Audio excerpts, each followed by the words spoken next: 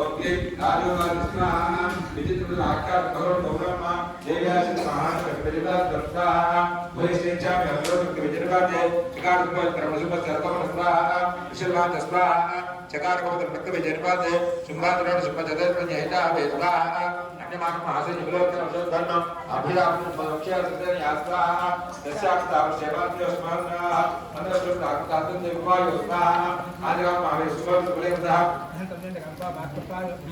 कृष्णा तो देवादिदेव्या प्रसिद्धयो सर्वस्य देवो कर्मेघ चेलास्तर रास्ता व्यक्तिगत क्रिये कार्यामा सर्वे सुरगेरते प्रोत्साह विशुभनि संकट निर्मया दायित्व प्रभो अदानि को देव्या भारत प्रोत्साह राजदेवानि देवचर क्रीडा आदुत्तमो विशुभस्य इच्छे समया दशरथ प्रोत्साह चिन्ने सर्व घटके चिन्नति चब्दोद्रा कामपेस आदि कटिकरा दत्वा कोपान मात्र शुभद सोलति ग्रहादे नमः आयात मुचबादि देवी चापट स्वाहा आविचरण धातो विचर चितका प्रति सावदिव्या कृष्ण भिन्नावस्तुमा दास्वा पुनः परसस्तमान कृत इतिमंगलो आहात देवी वानो गैरबाद बोध लेस्वा अस्मिन देवो मनुष्य में विभक्तवे आदरि देव संकर प्रयोजन दास्वा सरदास्तस्तदास्त शेवरी रोमान देहि विजय रतन गैराप्याद मुगो नस्वा तमायत समावक्य देवी सिकमवादिदो या शब्द जावद स्कार संस्वा बोले अमर भगवान जी का प्रेरणा नमस्ते देवयाना देजो दुराय नस्वा रस्मा महादेव चाल देवादि बोले अमर कामिदो स्वा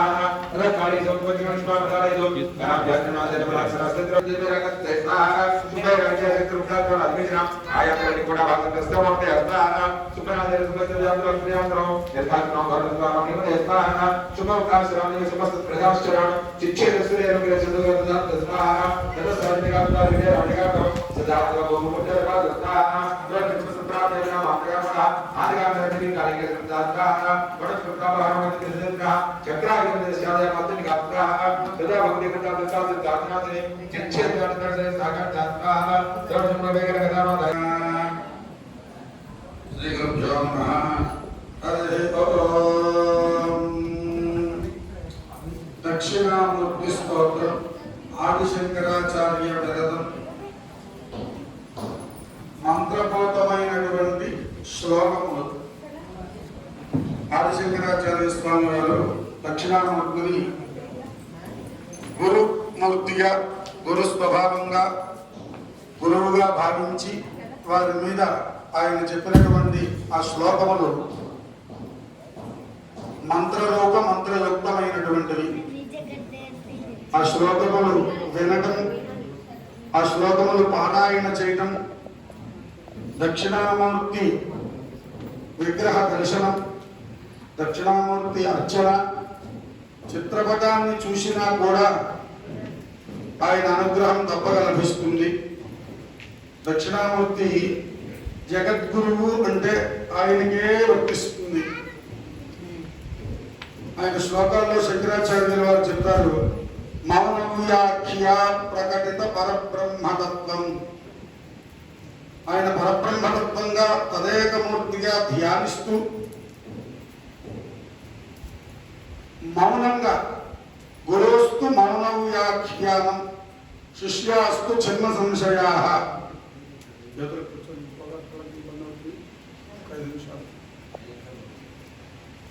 వృద్ధాస్తిష్యా గురుర్యువ చిత్రం మతతరోర్మూలే. ఒక చిత్రమైనటువంటి సంఘటన జరుగుతోంది. ఏమిటి సంఘటన అంటే, వటవృక్షం ఒకటి ఉన్నది, చాలా విస్తరించి ఉంది. పెద్ద వృక్షం కింద వృద్ధులైనటువంటి శిష్యులు అనేక మంది చెట్టు కింద గురుముఖతగా కూర్చొని ఉన్నారు. గురువు గారు గురువుయువా చాలా చిన్న పిల్లవాడిగా ఉన్నారు. గురువు గారు అంటే ఇంత వృద్ధులేంటి, శిష్యులేంటి, చిన్న పిల్లవాడు గురువుగా ఉండటం ఏంటి? ఇక్కడ వయస్సుతో సంబంధం లేదు. పాండిత్యం, గొప్పతనం, విజ్ఞానం, బ్రహ్మజ్ఞానం సంపార్జన చేయడానికి వయస్సు అక్కర్లా. పూర్వజన్మ ఫలము, సుకృతము, పుణ్యము ఉంటే అది ఆ సంస్కారం ద్వారా అది అందరికీ ఆపాదిస్తుంది. కొందరికి అది ఆపాదింపబడిన వారు నమస్కృతుడే, ఎప్పుడైనా ప్రాతస్పదాన్ని నమస్కారం చేయాలి. ఎవరికైనా తప్పదు. 99 సంవత్సరాలు వచ్చిన వృద్ధుడికి కూడా జ్ఞానం లభించకపోవచ్చు. మాటలు సరిగా రాని 3 సంవత్సరముల పిల్లవాడికి కూడా చాలా గొప్ప సంస్కారం రావచ్చు. అది మన చేతిలో లేదు, భగవద్ అనుగ్రహం. మనం చేసుకునేటువంటి తపస్సు, పూజా ఫలం. ఇక్కడ యువకుడు అయినటువంటి గురువు గారు అక్కడ చిన్ముద్రతో కూర్చుని ఉన్నారు.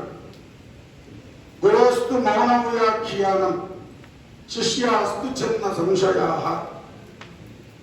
గురువు గారు మౌన వ్యాఖ్యానం చేస్తున్నారు. గురువు గారు వ్యాఖ్యానం చేస్తున్నాడు అంటే ఏమిటండి?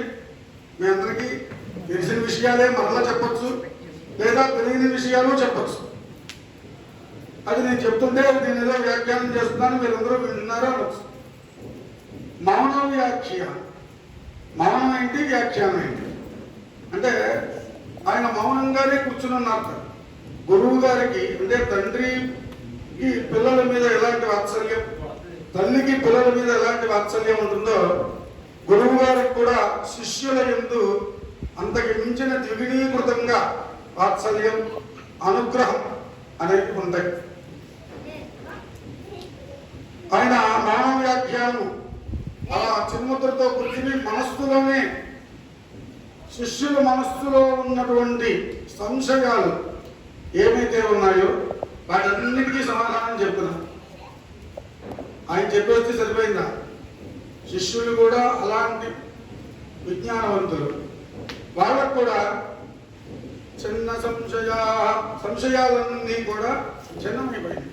అంటే వాళ్ళందరికీ సంశయాలన్నీ తీరిపోయింది. గురువు గారు అంటే అది. అందుకనే ఆయన జగద్గురువు అన్నారు. ప్రతి వాళ్ళకి జగద్గురువు అని పేరు పెట్టకూడదు. ఆ పరంపరావాప్తమైన వారిని జగద్గురువులుగా పూజించాలి, జగద్గురువులుగా భావించాలి, అర్చించాలి, నమస్కరించాలి. అందుకని అలాంటి దక్షిణామూర్తి శ్లోకాన్ని మనం విన్నట్లయితే మన బుద్ధిలో ఉండేటి ఎలాంటి మాంద్యమైనా సరే అది భావంగా పోతుంది. అగ్నిలో వేసిన దూది వలె నశించిపోతుంది. అగ్నిలో దూది వెయ్యలేము అసలు. అట్లా అనేటప్పటికీ అక్కడే భస్మీపట్నం అయిపోతుంది, లోపల దాకా వెళ్ళదు.